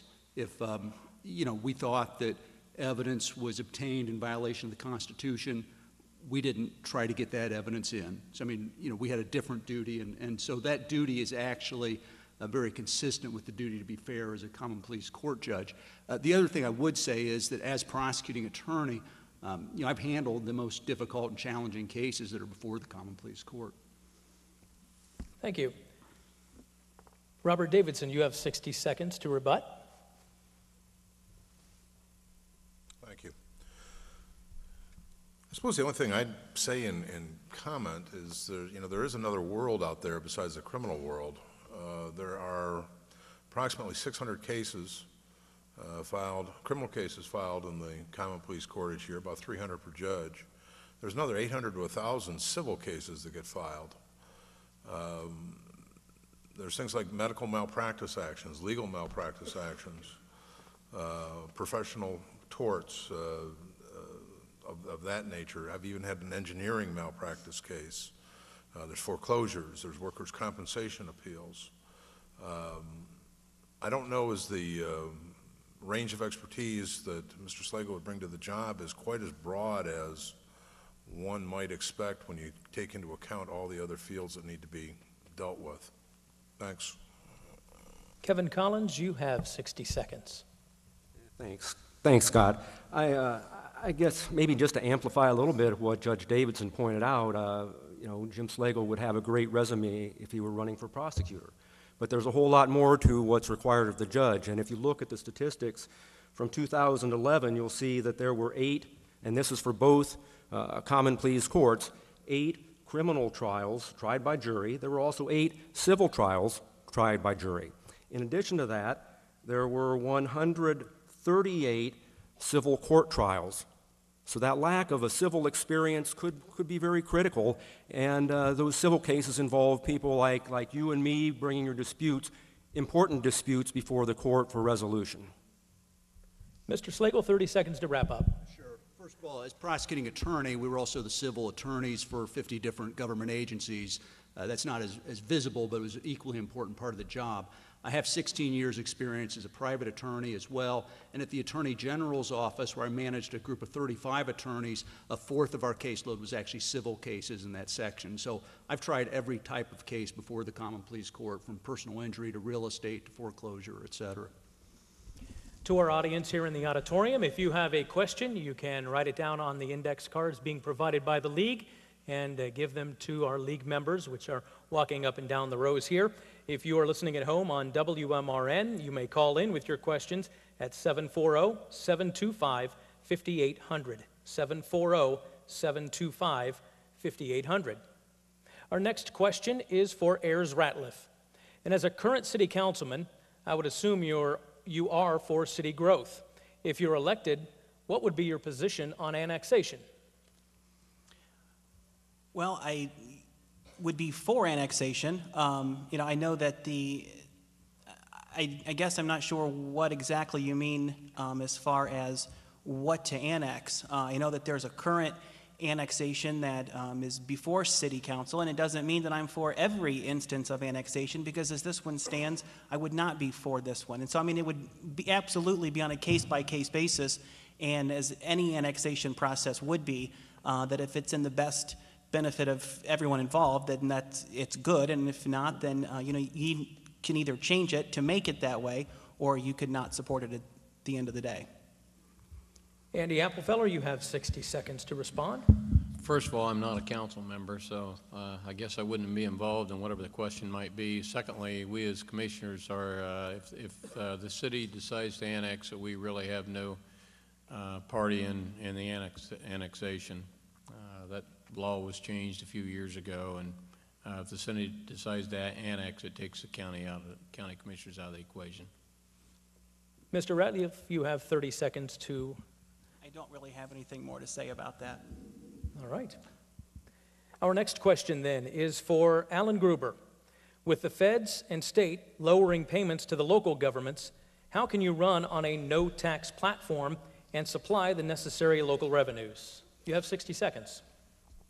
Well, first of all, the people that I'm talking to on a daily basis are struggling in their own families. They don't have enough money to pay more taxes, and I think it's important that our community, our residents, heal before the government does.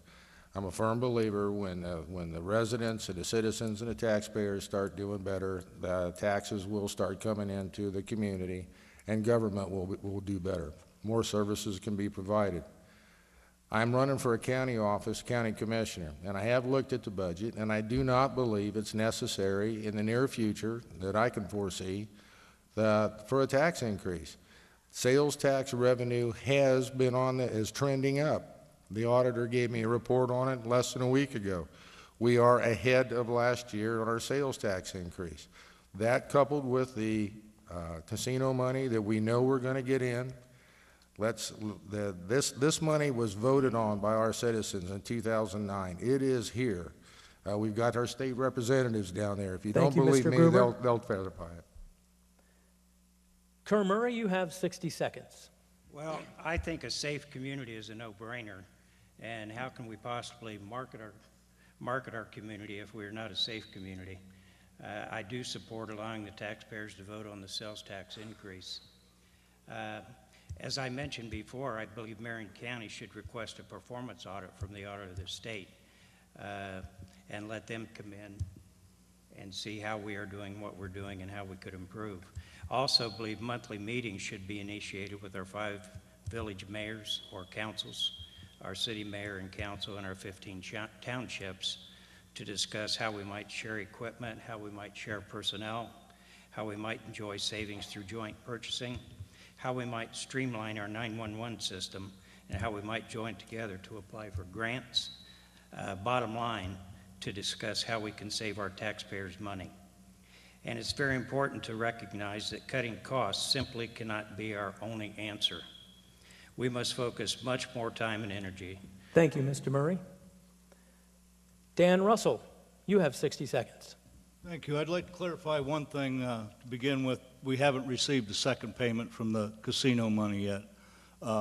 I too believe in a safe community. I've stated previously that my first and foremost concern is restoring the safety forces and the jailers back there to jail. And although the sales tax is trending upward, there's no guarantee that that will continue as such. I'm an eternal optimist, so I certainly hope it will. And I believe that the income tax, or excuse me, not the income tax, the sales tax will be needed. As I mentioned before, there's other programs and departments out there, as I mentioned, the Historical Society, the Parks District, the seniors, so on and so forth. So even though I did vote against it at this time, I'm a firm believer that it is needed. Thank you. And Mr. Gruber, you have 30 seconds to wrap up. I'm surprised we haven't received $114,000 approximately. That's how much it is, because I think Delaware County's already received theirs. Ohio Department of Taxation is pretty much verified. That's about what we're going to get. I agree that there are other departments in the county that need help too. But it was just said publicly that the sales tax trend is increasing. Where else have you heard that before? This is information that's important for the public to know right off the get-go, because this makes a difference of whether, when you go to the ballot, that you're going to increase taxes on yourself. Thank you, Mr. Gruber. That's your time. For our next question, we will stay with the county commissioners. This question is for Kerr Murray. What specific steps would you take to help generate new jobs in Marion County? You have 60 seconds. Well, I think we need to have a proactive plan and work with all businesses in the community. Retention and expansion would be a major issue as far as I'm concerned, but working with the current businesses and see, just asking, are they happy with the way they are? Do they want to expand? And how could we help them in government if they wish to do so? Dan Russell, 60 seconds. Could you repeat the question, please? The question is, what specific steps would you take to help generate new jobs in Marion County? I think some of the specific steps have already been taken. The completion of the Northwest Industrial Connector was a big plus for Marion and its growth. Whirlpool, after that was completed, chose to build a new warehouse out there, which I believe expresses their faith in the community of Marion. I'm also a member of the Can-Do Board, and I work very closely with them and regional planning. Ken Lingay's upstairs there with regional planning. There are some things coming to Marion County that I'm not at liberty to discuss right now due to the nature of the businesses like to keep things quiet. But just basically, to answer the question, I work very closely with regional planning and Can-Do and continue our retention and expansion efforts. Alan Gruber, you have 60 seconds. I think the focus in Marion County ought to be what brings jobs. Focus on the business and the individuals that are willing to invest in this county. If you read the Marion Star or any news media, it's all about government. It's all about government every day. Government this, government that. We need to focus on the businesses and what the businesses need.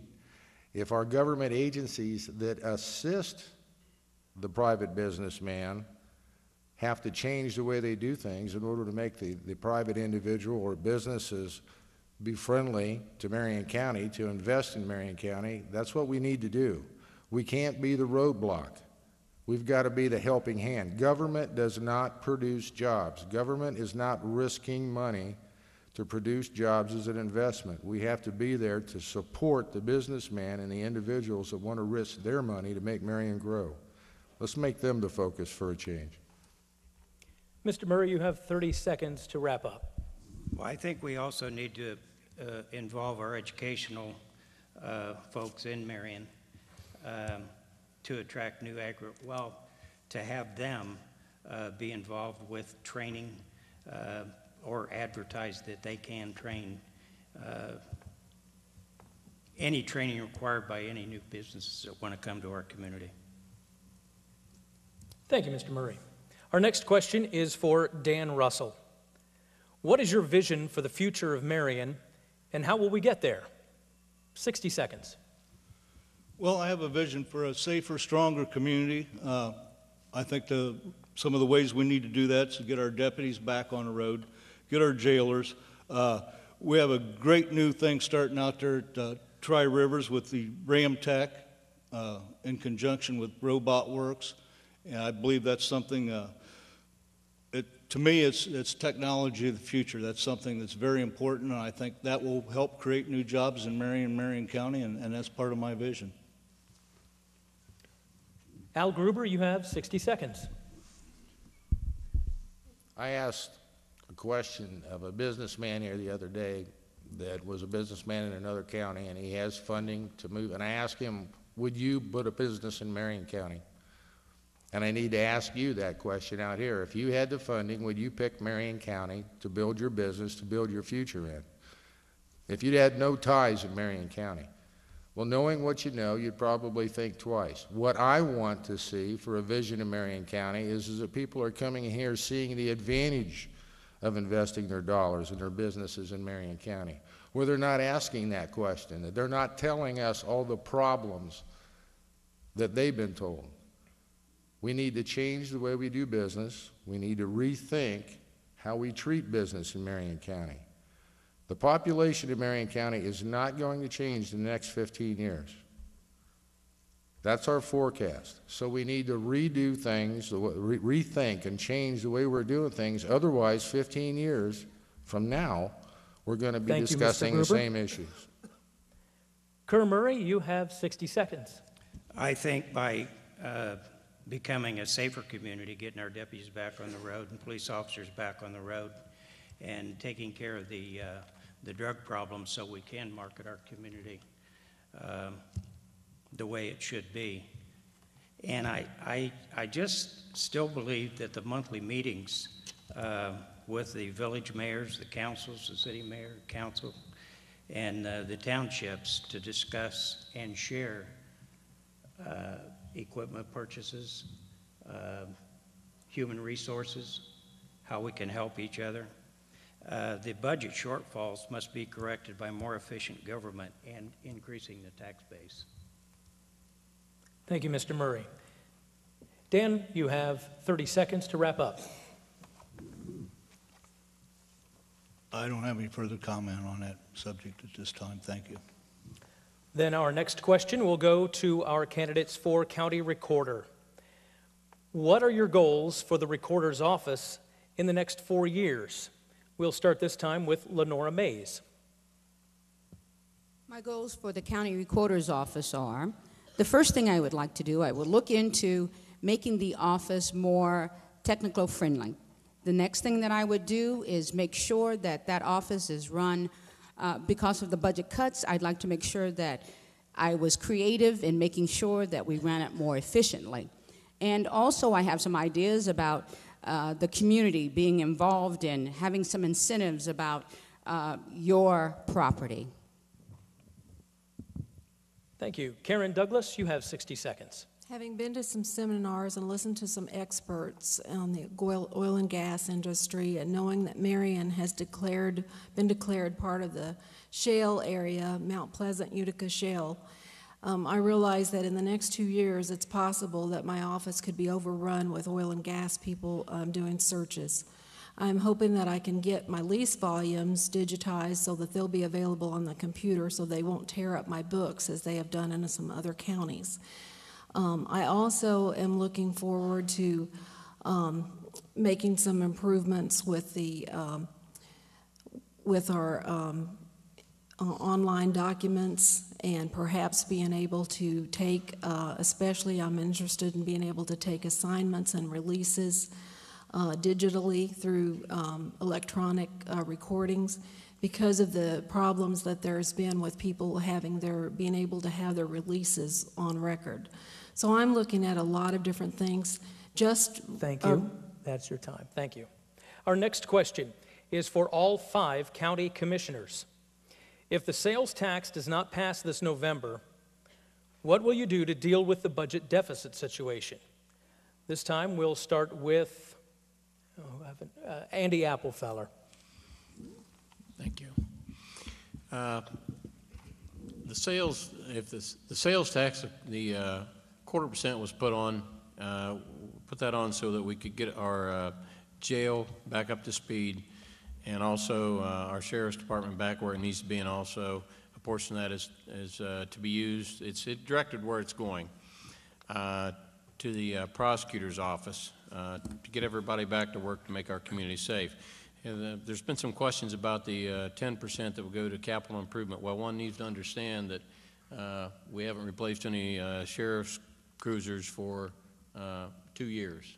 We get up around 110, 120,000 miles, in my opinion. 26 years on the road, they're not safe for our deputies to be in. So it's directed where it's supposed to go. We'll get these people back to work and hopefully have a place to put our people and people to keep the community safe. Ayers Ratliff, you have 60 seconds. It would be prioritize, prioritize, prioritize. We cannot go with across-the-board cuts. We have to prioritize any cuts in our county budget. We cannot be overrun by our family court judge and give $66,000 in raises to family court employees the year before that we lay off our sheriff deputies. We have to have priorities here in Marion County. We have to have safety first. That's why I was endorsed by the Marion City firefighters, because I put safety first. And that was looked at between these two candidates, who put safety first. I think our community needs to put safety first. We need to make government run more efficient, like consolidating the 911 system. Between the governments that need to consolidate that 911 system, we would save about $1 million of what that we currently spend now. That would put a lot of money back in the Treasury. That can be done using the casino tax money and not cost the taxpayers 1 cent. So if this tax fails, there is a plan and there is hope. Alan Gruber, you have 60 seconds. Yes, absolutely, prioritize. That's the answer to any of the government issues that you're finding all across the country at the state and at the local level. It's real simple. You can give the government more money, and they're going to decide where they're going to put it, or you're not going to be able to give them more money, and then they're going to have to prioritize how they spend it. I personally believe, looking at the budget, that the county does not need this sales tax in order to replace our deputies that are laid off and do the jail. I don't think it's needed. Actually, when I add the trend of the sales tax, the casino money, and add this potential 1/4% sales tax on top of it, the county is going to have pretty good, a lot of money. Now, I don't believe that it's wise for a government to have plenty of money and the citizens in the community struggling. It should be the other way around. Let's let the citizens, let them heal, let the businesses heal. When they heal, then the tax dollars will start to come back in. Thank you, Mr. Gruber. Kerr Murray, you have 60 seconds. Well, I believe, too, is the question, repeat the question, please. If the sales tax does not pass this November, what will you do to deal with the budget deficit situation? Well, I think we need to revisit the 911 system as well. There would be a tremendous savings there. And also, we need to work harder on selling or marketing our community and prioritize the cuts that have to be made as well. We do need safety first. We need to somehow get rid of the drug problem in our county, and that would help the marketing effort as well. And finally, 60 seconds for Dan Russell. Thank you. As was stated earlier, the sales tax is increasing. We do have or will have casino money coming in. I too believe we have to prioritize. However, there's departments, and I've stated earlier, my first priority is getting safety forces and the jailers back. We have offices that are closed on Friday afternoons. We have employees that are only working 28 hours a week. All these services have to be restored somehow. I'm not sure what the answer is, but we'll work within our means. If the sales tax doesn't pass, and we have no other choice. We've done it in the past. We'll continue to do so in the future. As I stated earlier, I'm an optimist, and we'll use the improving economy, the sales tax increasing, and the casino money. Our next question is for the state representatives, all 4 of you. The state government has cut funding to local government. What can you do to assist local governments to provide services for the local taxpayers? Let's start with Jeffrey Leehart. Well, I think one of the things you have to do is raise revenue. And as I've been reading, the oil and gas industries have not been paying their fair share of taxes here. I believe if we raise the taxes on them, we could make up that budget shortfall that we presently have in the local governments that I believe this year was $545 million, and I believe next year is going to be around $845 million. And I also believe in people in the upper 1% ought to also pay their fair share as well, and that will also make up some revenue for this problem. And that's all I got. 60 seconds for Jeff McLean. Well, one of the things that we did is Chairman Amstutz and I had an amendment, and it got put in the budget. We have a local government innovation fund. It supplies $45 million for each year of the budget process, and it's for innovation, for any mergers, any kind of shared services, but it's to give them ideas, and part of it's grants, part of it's loans. It has not been taken very much advantage of. I think about $6 million is all that has gone out so far. So there are opportunities out there for folks, and we're going to continue to make the tough choices. But when it comes down to local governments, we also have to take care of our senior citizens, our disabled, and a lot of other folks too. 60 seconds for Cheryl John Cox. Thank you. I think the first thing that we can do to help our local governments would be to restore local government funding so that we have police and fire on our streets to protect us, so that we have strong schools. I honestly believe that the farther away your government is, the harder it is for them to hear you. And I don't think that consolidating our rural governments, our local governments, and our school systems is the right answer. Because I don't think, we've had many examples where our state legislators have not been able to hear us.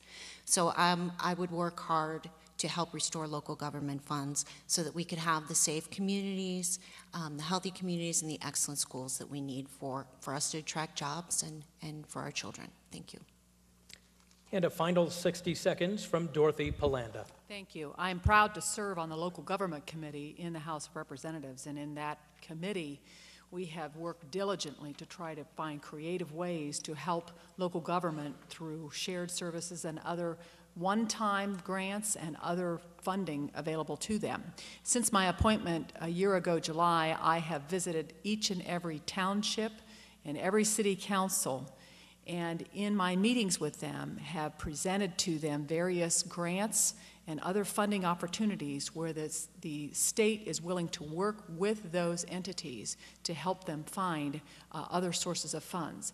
As Representative McLean says, I've not had a big response from those entities to date, but I will continue to work with them and know that my office and myself is personally available to help them with those innovative funds. Thank you. And it looks like our final question this evening will be for our Common Pleas judges, Judges Davidson and Slagle and Collins. Do you feel your position as a judge is a full-time position? Will you work, or do you work 5 days a week full-time?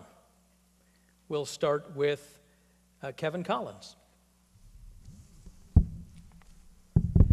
I think it's probably full-time and more. I come from a background of being in private practice, running my own business, and the work must get done. So it's hard for me to remember when I had a 5-day week. So absolutely full-time and more. Thank you, Mr. Collins. Robert Davidson, 60 seconds.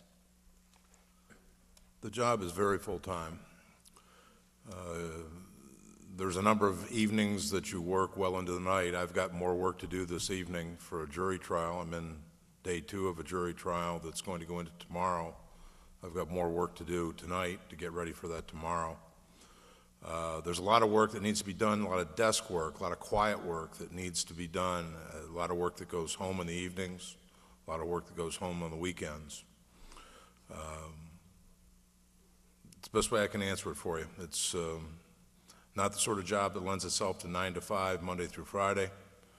It lends itself very well to 5 to 9 from 6 or 7 days a week. Go ahead. Jim Slagle, 60 seconds. There's no question it's a full-time job. I mean, as a judge, you serve the public. My career has been as a public servant. I have worked overtime 7 days a week, and I think people know the work ethic that I've had. Bob's not being completely candid here in his answer, unfortunately. There's been a lot of complaints that, the court's closed Wednesday and Friday afternoons because Bob's at the golf course. I don't think that's appropriate.